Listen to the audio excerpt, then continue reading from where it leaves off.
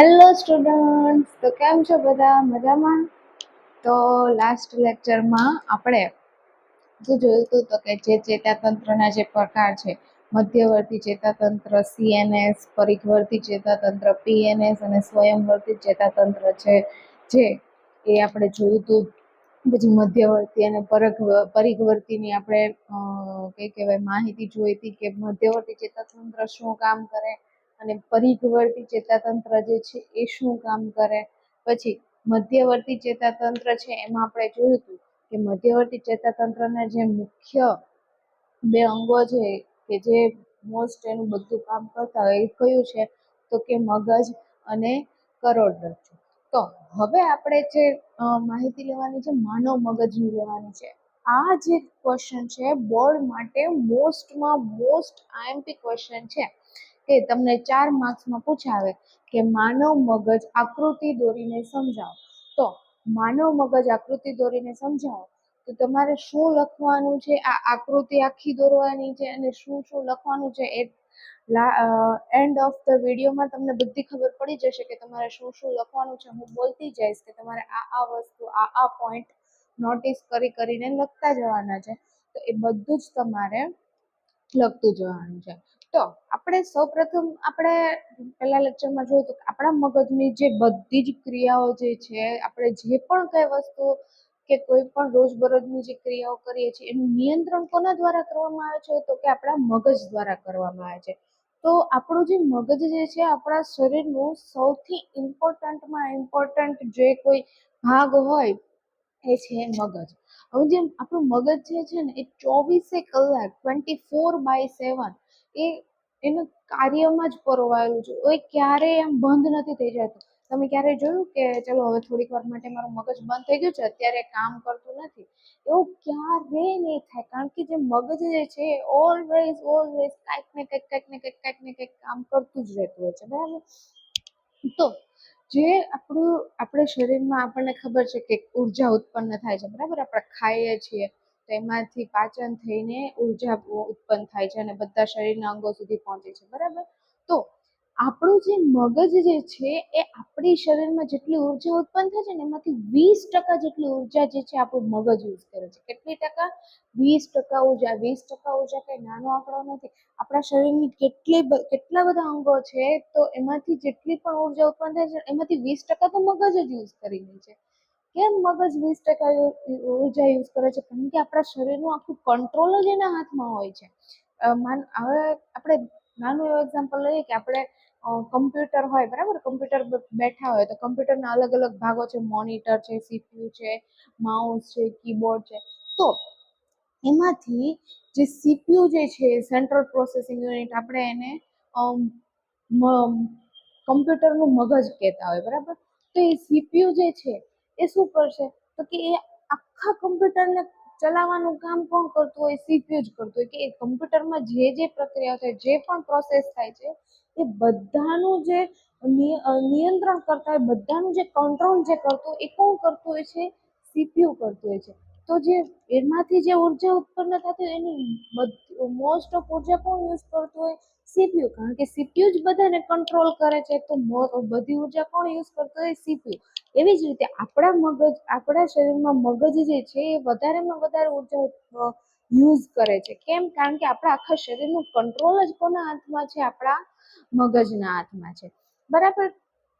તો અને અમુક ક્રિયાઓ એવી પણ છે કે જે આપણા મગજના કંટ્રોલમાં હોય છે પણ એક કરોડરજ્જુ દ્વારા જ થઈ જતી હોય છે. જે આપણે પરાવર્તી ક્રિયા જોઈ હતી કે જે એકદમ આપણે જલ્દી અથવા તો ઝડપી જે પ્રક્રિયા કરવાની હોય એ કરોડરજ્જુ દ્વારા જ કંટ્રોલ થઈ જાય છે. એને મગજની જે પરમિશન કે મગજના કંટ્રોલની જરૂર પડતી નથી. હવે હૃદય આપણું ધબકતું હોય તો હૃદયનું ધબકવું એ મગજના નિયંત્રણમાં ન હોય. ભલે કંટ્રોલ મગજ કરે છે પણ એના નિયંત્રણમાં નથી હોતું.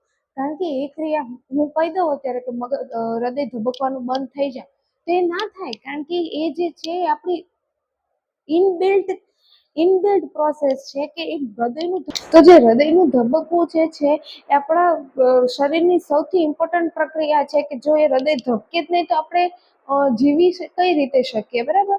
તો એ મગજ ભલે મગજ કંટ્રોલ કરે છે કે હૃદયનું ધબકે છે એની ક્રિયાનું નિયમન કરે છે, બધું જ કરે છે, પણ એનું નિયંત્રણ એમ નહીં કરી શકે કે હૃદય અચાનક જ ધબકવાનું બંધ થઈ જશે, પછી થોડીક વાર પછી પાછું એ ચાલુ થઈ જશે, એવું નહીં થાય, બરાબર. તો મગજ જે છે આપણે શરીરની બધી જ ક્રિયાઓનું કંટ્રોલ કોના હાથમાં હોય છે? મગજ. હવે અહીંયા જે આકૃતિ દોરી છે એ શેની આકૃતિ છે? માનવ મગજની આકૃતિ છે. શેની આકૃતિ છે? માનવ મગજ. આપણું જે અહીંયા મગજ જે હોય છે એ કંઈક આ પ્રકારે દેખાતું હોય છે, બરાબર. અને આ જે મગજ હોય છે એ આટલા જે ભાગ હોય એમાં ફિટ થયેલું હોય છે. આપણું જે આ ઉપરની જે આપણે ખોપરી કહેતા હોઈએ, બરાબર છે, આપણે એમ કે તારી ખોપરીમાં કેમ કંઈ ઘૂસતું નથી, તો જે આપણે ખોપરી કહેતા હોઈએ છીએ એ જે એમાં જે મગજ જે છે એ ફિટ થયેલું હોય છે, બરાબર. તો આ જે ખોપરી જેટલો ભાગ છે એમાં મગજ કઈ રીતે ગોઠવાયેલું હોય છે? તો કે આ જે છે આપણો માથાનો ભાગ છે, અને અહીંયાથી જે છે આપણા ગળાનો ભાગ, જે આ ભાગ હોય છે, આ ભાગ એ સ્ટાર્ટ થતો હોય છે, અને પછી ત્યાંથી શું થતી હોય છે? કરોડરજ્જુ સ્ટાર્ટ થતી હોય છે. તો આ જે છે મગજ, આ માનો કે આ મારું મગજ અહીંયા આવી રીતે ફિટ થયેલું હોય છે.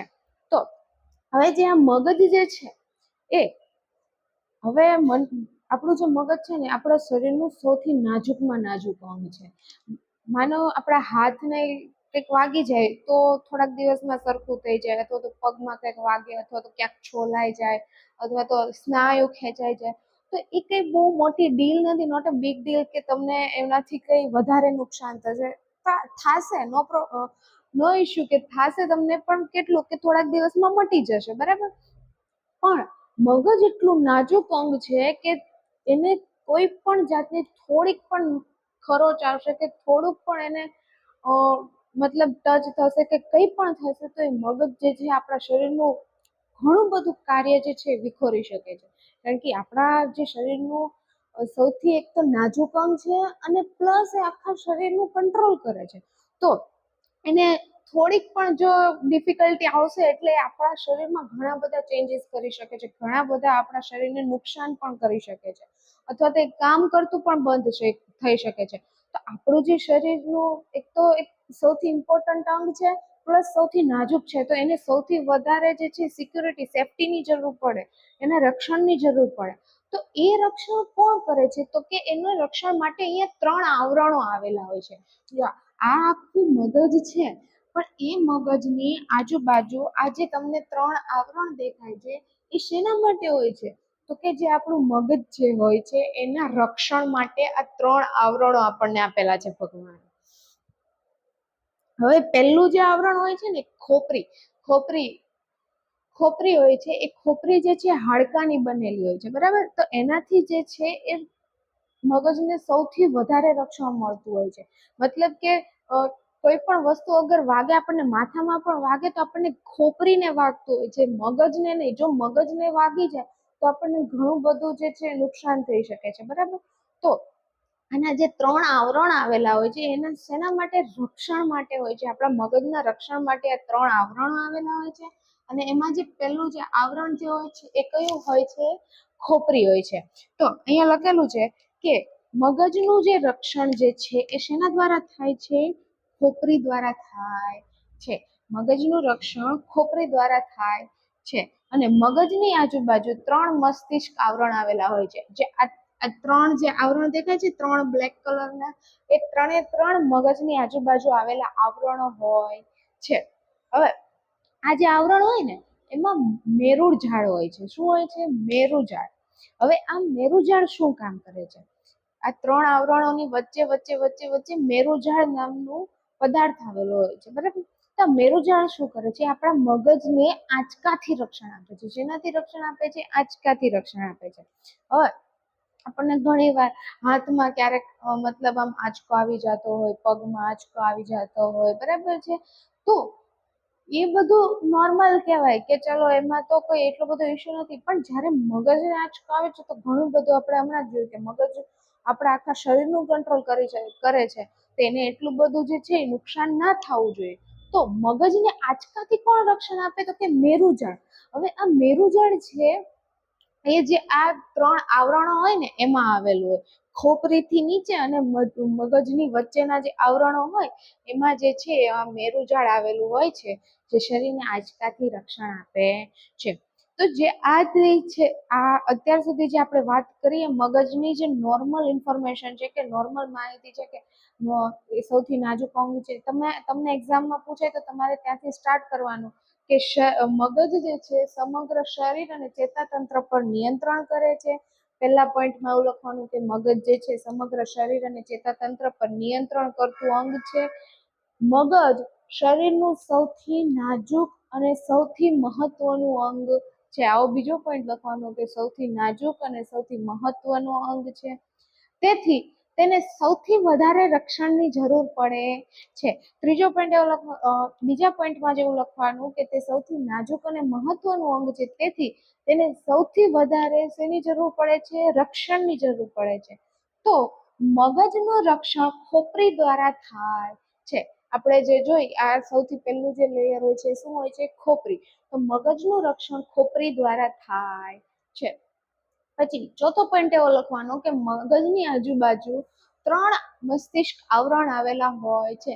મગજની આજુબાજુ 3 મસ્તિષ્ક આવરણ આવેલા હોય છે. આ મસ્તિષ્ક આવરણમાં મેરુજાળ આવેલું હોય છે, જે મગજને આંચકાથી રક્ષણ આપે છે. અહીંયા સોરી, શરીર ના આવે, મગજ આવે.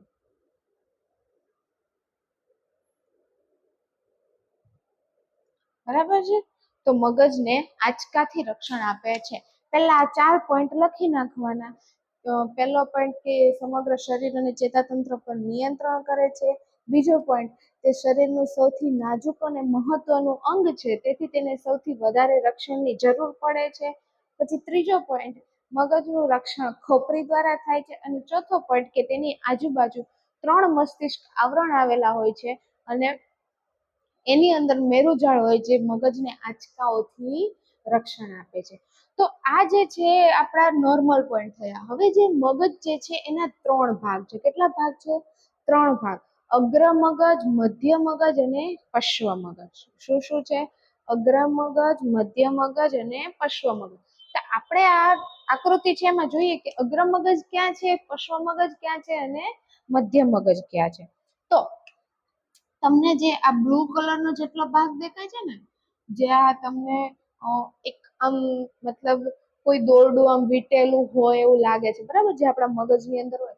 તો જે આ તમને બ્લુ કલરનો જે આખો ભાગ દેખાય છે, આટલો ભાગ એને કહેવાય છે અગ્ર મગજ. શું કહેવાય છે? અગ્ર મગજ. લખી નાખું જોઈએ. આટલો જે ભાગ તમને દેખાય છે એ શું છે? અગ્ર મગજ. હવે જે આ અગ્ર મગજ છે ને એમાં બૃહદ મસ્તિષ્ક, આંતર મસ્તિષ્ક અને ઘ્રાણપિંડ જેવા અલગ અલગ ભાગો આવેલા છે. જો ઘ્રાણપિંડ, બૃહદ મસ્તિષ્ક અને આંતર મસ્તિષ્ક. જે આ જે બ્લુ કલરનો ભાગ છે ને એની અંદર બૃહદ મસ્તિષ્ક અને આંતર મસ્તિષ્ક આવેલું હોય છે, બરાબર. ઘ્રાણપિંડ પર એની અંદર જ આવેલું હોય છે, પણ આપણે ખાલી લખી શકીએ કે ઘ્રાણપિંડ, બૃહદ મસ્તિષ્ક અને આંતર મસ્તિષ્ક છે એ આના ભાગો છે. એ આપણને સેપરેટલી દેખાય નહીં, પણ એની અંદર જે છે વર્ક કરતા ભાગો છે. તો આટલું જે છે અગ્ર મગજ છે. હવે આ જે તમને વચ્ચેનો જે પાર્ટ દેખાય છે, આ પાર્ટ એ શું છે? મધ્ય મગજ. શું છે? મધ્ય મગજ. વચ્ચેનો જે પાર્ટ દેખાય છે, આ ભાગ, એ જે છે એ મધ્ય મગજ છે. કયો મગજ છે? મધ્ય મગજ, જે આપણે લખેલું છે. અને આ જે તમને પાર્ટ દેખાય છે, આ પાર્ટ, આ નીચેનો જે પાર્ટ જે છે, પાછળનો પાર્ટ, એ શું છે? પશ્વ મગજ. શું છે? પશ્વ મગજ. જો અહીંયા આ અગ્ર મગજ, જે આ બ્લુ કલરનો ભાગ દેખાય છે એ ઉપરનો ભાગ, વચ્ચેનો જે ભાગ છે મધ્ય મગજ અને નીચેનો જે ભાગ છે એ પશ્વ મગજ. પશ્વ મગજ છે એમાં પણ 3 ભાગો આવેલા હોય છે. સેતુ એટલે કે સેતુ, અનુમસ્તિષ્ક અને લંબ મજ્જા. શું શું છે? સેતુ, અનુમસ્તિષ્ક અને લંબ મજ્જા. એ શેના ભાગો છે? પશ્વ મગજના છે. જો આ અહીંયા સેતુ છે, પછી આ જે છે લંબ મજ્જા છે અને આ જે છે એ અનુમસ્તિષ્ક છે. અને આ પિટ્યુટરી ગ્રંથિ જે છે એ પણ પશ્વ મગજમાં આવેલી હોય છે. એ ગ્રંથિ વિશે આપણે જે અંતઃસ્ત્રાવો ભણવાના છીએ એમાં ભણીશું. ઓકે, તો આ જે છે એ મગજના 3 ભાગો થયા કે અગ્ર મગજ, મધ્ય મગજ અને પશ્વ મગજ. તો આપણે જ્યારે પેલા 4 પોઈન્ટ લખીએ પછી લખવાનું કે મગજના 3 ભાગ છે, અગ્ર મગજ, મધ્ય મગજ અને પશ્વ મગજ. અગ્ર મગજના 3 ભાગ ઘ્રાણપિંડ, બૃહદ મસ્તિષ્ક અને આંતર મસ્તિષ્ક. અને પશ્વ મગજના 3 ભાગ સેતુ, અનુમસ્તિષ્ક અને લંબ મજ્જા. તો આ અહીંયા સુધી થયું મગજના 3 ભાગો વિશે. હવે આપણે જે છે એ અગ્ર મગજ વિશે સ્ટાર્ટ કરીએ કે અગ્ર મગજ છે એમાં શું શું આવેલું હોય છે, તેના દ્વારા શું શું કાર્ય થાય. હવે જો આ અગ્ર મગજ, મધ્ય મગજ અને પશ્વ મગજમાં 3 ભાગમાં વેચાઈ ગયું, પણ એ 3 ભાગમાં શું કામ વેચાણું, તો કે 3 મગજ જે છે અલગ અલગ કાર્યોનું નિયંત્રણ કરે છે. તો અગ્ર મગજ કયા કાર્યનું નિયંત્રણ કરે, મધ્ય મગજ કયા કાર્યનું નિયંત્રણ કરે અને પશ્વ મગજ કયા કાર્યનું નિયંત્રણ કરે તે હવે આપણે જોઈએ. તો હવે આપણે જોઈએ જે પહેલો ભાગ જે છે મનુષ્યનો એ અગ્ર મગજ. તો આપણે હમણાં જોયું હતું કે મગજના જે 3 ભાગ છે, અગ્ર મગજ, મધ્ય મગજ અને પશ્વ મગજ. તો એમાં આપણે જોયું હતું કે આ જે બ્લુ કલરનો જે મોટો ભાગ જે દેખાય છે એ શું છે, અગ્ર મગજ છે. તો હવે આપણે જોઈએ કે અગ્ર મગજના શું શું કાર્યો છે કે તે શું કાર્ય કરે છે. તો આપણો જે મગજનો સૌથી મેઇન પાર્ટ જે છે ને એ અગ્ર મગજ છે, બરાબર. તો આ અગ્ર મગજ જે છે એ આપણા મગજનો સૌથી મોટો, જટિલ અને વિકસિત ભાગ છે. કેવો ભાગ છે? સૌથી મોટો, વિકસિત અને જટિલ ભાગ. મોટો ભાગ જો તમને દેખાય છે કે જે આ દોરડું વીટેલું હોય એવી ગૂંચળારૂપ રચના છે, બરાબર. તો સૌથી મોટી રચના અને તમને દેખાય છે કે જે આ પાર્ટ જે છે સૌથી મોટો ભાગ છે. તો સૌથી મોટો, જટિલ અને વિકસિત ભાગ છે, બરાબર. તો એ આપણો પોઈન્ટ થઈ ગયો. તો બીજો પોઈન્ટ છે કે તે વિચારવા માટેનો મુખ્ય ભાગ છે. વિચારવા માટેનો મુખ્ય ભાગ છે એટલે કે આપણે જ્યારે કોઈ પણ ક્રિયા કરીએ છીએ કે કોઈ પણ વસ્તુ, માનો કે તમે અત્યારે ભણો છો તો એના માટે પણ તમારે વિચારવાની ક્રિયા કરવી પડે, અથવા તો મારે કોઈ ક્રિયા કરવી છે તો એના માટે પણ વિચારવાની જરૂર પડે. અથવા તો હું કોઈ વસ્તુ જોઉં છું તો એ વસ્તુ જોઈને મને કંઈક આમ વિચાર આવશે કે ઓ આ શું છે, શું નહીં, તમારે શું કરવું જોઈએ. એવી જ રીતે કોઈ પણ વસ્તુ આપણે ખાવી છે તો એના માટે પણ આપણે વિચાર કરતા હોય કે હા આજે શું ખાવ, આજે શું ના ખાવ. તો એવી જ રીતે જે વિચારવાનું જે મુખ્ય મથક હોય છે કે તમને વિચારો આવે છે ક્યાં, તો કે એ અગ્ર મગજમાં. તો અગ્ર મગજ જે છે એ વિચારવા માટેનો સૌથી મુખ્ય ભાગ છે. પછી તો કે અગ્ર મગજમાં શ્રવણ, ઘ્રાણ અને દ્રષ્ટિ સંબંધિત કેન્દ્ર આવેલા હોય છે. શ્રવણ એટલે આપણે જોયું હતું કે 5 ઇન્દ્રિયો હોય છે, એનું જે નિયંત્રણ જે છે એ કને આપણા મગજ દ્વારા થતું હોય. તો એમાંથી શ્રવણ એટલે કે સાંભળવાનું, દ્રષ્ટિ એટલે કે જોવાનું, અને ઘ્રાણ એટલે કે સ્મેલ પારખવાનું, સુગંધ પારખવાનું કામ જે છે એ અગ્ર મગજ દ્વારા કરવામાં આવે છે. અને એ અગ્ર મગજના જે બૃહદ મસ્તિષ્ક ભાગ હોય એમાં આ કેન્દ્રો આવેલા હોય છે. કયા કયા? તો કે શ્રવણ, ઘ્રાણ અને દ્રષ્ટિ સંબંધિત કેન્દ્રો જે આપણું બૃહદ મસ્તિષ્ક જે આવરણ છે, બૃહદ મસ્તિષ્ક જે છે એમાં આ 3 કેન્દ્રો આવેલા હોય છે. અને એ આપણા અગ્ર મગજમાં હોય છે. તો હવે તમને ખબર પડી કે જે આપણે સ્મેલ પારખીએ છીએ અથવા તો કોઈ વસ્તુ જોઈએ છીએ, તમે અત્યારે મને જોવો છો, સાંભળો છો, તો એ શેના દ્વારા થાય છે? તમારા અગ્ર મગજ દ્વારા થાય છે, બરાબર. તમે મને સાંભળો છો તો તમે એને સમજો છો, એની ઉપર વિચારો છો, તો એ પણ કોના દ્વારા? તમારા અગ્ર મગજ દ્વારા કરવામાં આવે છે. હું અત્યારે બોલું છું અથવા તો ચાલું છું અથવા તો સાંભળું છું કોઈ પણ વસ્તુ, તો એ પણ કોના દ્વારા થાય છે? તો કે આપણા અગ્ર મગજ દ્વારા. આવી રીતના શ્રવણ, ઘ્રાણ અને દ્રષ્ટિ સંબંધિત જે કેન્દ્રો હોય છે એ આપણા બૃહદ મસ્તિષ્ક એટલે કે જે બ્લુ કલરનું જે ગૂંચળા વાળું ભાગ દેખાય છે એ આપણા અગ્ર મગજમાં એમાં આવેલા હોય છે. હવે એના પછીનો પોઈન્ટ તો કે તેમાં સંનિયમનના ક્ષેત્રો આવેલા હોય છે. હવે સંનિયમનના ક્ષેત્રો એટલે કે શું? તો કે જ્યારે આપણને સંદેશા મળે છે, બરાબર, કોઈ પણ સંવેદનાગ્રાહી અંગોમાંથી ઉત્તેજના ઉત્પન્ન થાય છે અને એમાંથી આપણને જ્યારે સંદેશાઓ મળે છે, બરાબર. માનો કે મને અહીંયા હાથ પર કોઈ ગરમ વસ્તુ ટચ કરે છે, બરાબર, તો એનાથી મારા જે આંગળીઓના ટેરવા જે છે એ સંવેદનાગ્રાહી અંગો જે છે એ ઉત્તેજિત થશે અને એમાંથી જે સંવેદનાઓ જે છે, સંદેશા જે છે, મારા હાથના ચેતાકોષો દ્વારા અને સ્નાયુઓ દ્વારા જે છે મારા કરોડરજ્જુ સુધી સંદેશા પહોંચશે. ત્યાંથી કરોડરજ્જુ જે છે સંદેશા મગજ સુધી પહોંચાડશે. હવે મગજ જે છે એને જે સંદેશા મળે છે એનું અર્થઘટન કરશે કે આ સંવેદના મળ્યા છે તો આને અનુરૂપ મારે શું કાર્ય કરવું જોઈએ.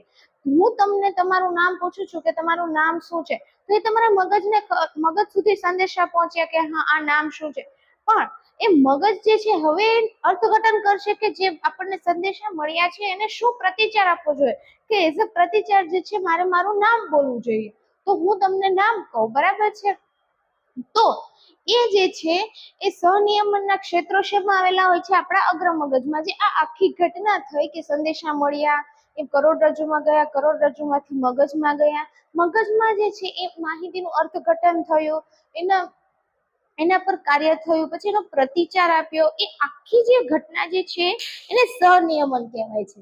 તો આ સહનિયમનના ક્ષેત્રો જે છે આપણા અગ્ર મગજમાં આવેલા હોય છે અને જે સંવેદનાગ્રાહી અંગોમાંથી માહિતીનું સંકલન કરીને, આપણે સમજ્યું કે સંવેદનાગ્રાહી અંગોમાંથી શું કરે, માહિતી અથવા તો સંદેશાઓ જે છે એ મેળવે અને એનું સંકલન કરીને અર્થઘટન કરે છે, સંકલન કરીને અર્થઘટન કરે છે અને પ્રતિચાર આપે છે કે આ પ્રતિચાર શું આપવું જોઈએ, શું કરવું જોઈએ, શું ન કરવું જોઈએ. બધું કોના દ્વારા થાય છે? તો કે આપણા અગ્ર મગજ દ્વારા. હવે આ અગ્ર મગજમાં પણ આ કાર્ય જે છે એ થેલેમસ ગ્રંથિ દ્વારા કરવામાં આવે છે. કોના દ્વારા કરવામાં આવે છે?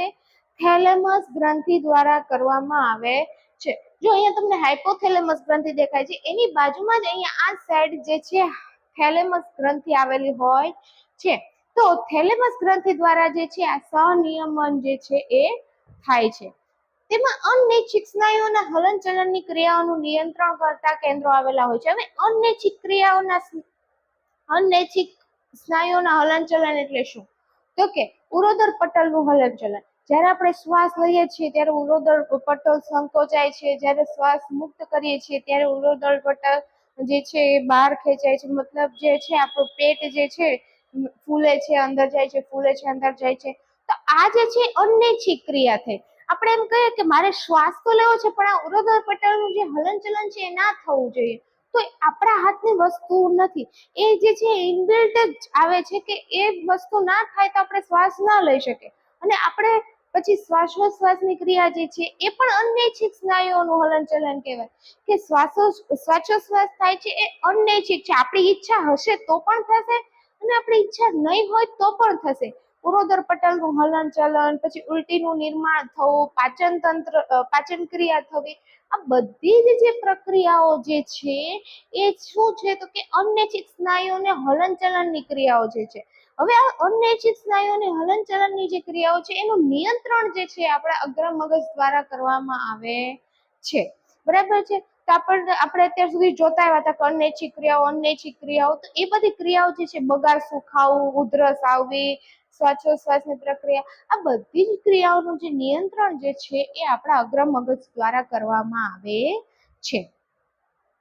પછીનો પોઈન્ટ, તેમાં ભૂખ સંબંધિત કેન્દ્રો આવેલા હોય છે. ભૂખ સંબંધિત કેન્દ્ર એટલે કેવા કેન્દ્રો? ચલો, આપણે રોજબરોજમાં સવારે આપણે ઉઠીએ તો આપણને ખબર પડે કે હા મને ભૂખ લાગી છે તો મારે કંઈક ખાવું જોઈએ, બરાબર. અથવા તો આપણે ખાઈ લઈએ પછી આપણને ખબર પડે કે ના હવે મારું પેટ ભરાઈ ગયું છે, હવે મારે ખાવાની જરૂર નથી. એવી જ રીતે આપણે ખાતા હોઈએ અને આપણને અડધો પહોંચે પછી આપણને ખબર પડે કે ના હજુ મને થોડીક ભૂખ લાગી છે તો હજુ મારે થોડુંક ખાવાની જરૂર છે. તો આ આપણને કઈ રીતે ખબર પડે કે આપણને ભૂખ લાગી છે કે નથી લાગી, કેટલી ભૂખ લાગી છે, આપણે કેટલું ખાવું જોઈએ, અથવા તો પેટ ભરાઈ ગયા પછી આપણને ખબર કઈ રીતે પડે કે આપણું પેટ ભરાઈ ગયું છે? તો આ બધી જે પ્રક્રિયાઓ જે છે એ આ ભૂખ સંબંધિત કેન્દ્રો દ્વારા નિયંત્રિત કરવામાં આવતી હોય છે. એ ભૂખ સંબંધિત કેન્દ્રો જે છે આપણને ઇન્ડિકેટ કરતા હોય કે હવે તમને ભૂખ લાગી છે, હવે તમારું પેટ જે છે ભરાઈ ગયું છે, હવે તમને ભૂખ લાગી નથી. અને એ જે છે હાઇપોથેલેમસ ગ્રંથિ દ્વારા જે છે નિયંત્રણ કરવામાં આવે છે. તો આપણી જે ભૂખનું નિયંત્રણ છે, ભૂખ સંબંધિત જે ક્રિયાઓ જે છે એનું નિયંત્રણ હાઇપોથેલેમસ ગ્રંથિ દ્વારા કરવામાં આવે છે. હવે જે બૃહદ મસ્તિષ્ક, થેલેમસ ગ્રંથિ અને હાઇપોથેલેમસ ગ્રંથિ જે આપણે પર્ટિક્યુલર જે ભાગ પાડ્યા એ તમારી ઇન્ફોર્મેશન માટે હતા. એ તમે એક્ઝામમાં લખો તો પણ ઇટ્સ ઓકે, ના લખો તો પણ ઇટ્સ ઓકે, કારણ કે તમારી બુકમાં સ્પેસિફાય કરેલું નથી કે આ બૃહદ મસ્તિષ્ક દ્વારા, થેલેમસ અને હાઇપોથેલેમસ દ્વારા છે.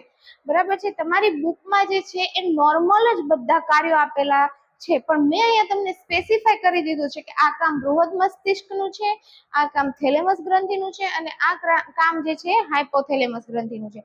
એ તમે એક્ઝામમાં લખો તો પણ ઇટ્સ ઓકે, ના લખો તો પણ તેના કોઈ તમારા માર્ક્સ કાપશે નહીં.